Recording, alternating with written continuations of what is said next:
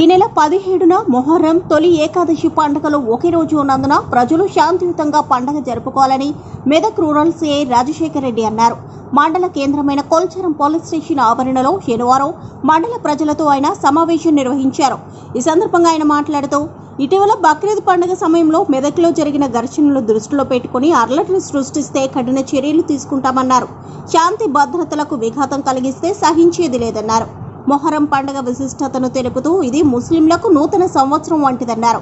మహమ్మద్ ప్రవక్త మనుమడు ఇమాం హత్యకు గుర్తుగా ఆయనను తలుచుకుంటూ ఈ పండుగ జరుపుకుంటారన్నారు.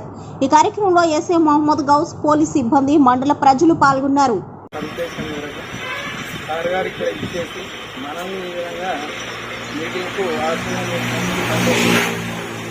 ఇప్పటి వరకు మా కొల్చారం మండలంలో ఎలాంటి ఈ మొహరం పండుగ, పీర్ల పండుగ సందర్భంగా ఎలాంటి అశాంతి వాతావరణం మాత్రం నెలకొనలేదు. శాంతియుతంగా ఉంది.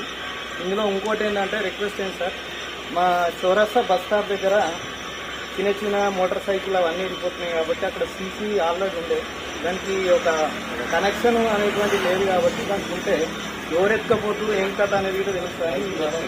చిన్న వినపడుతుంది.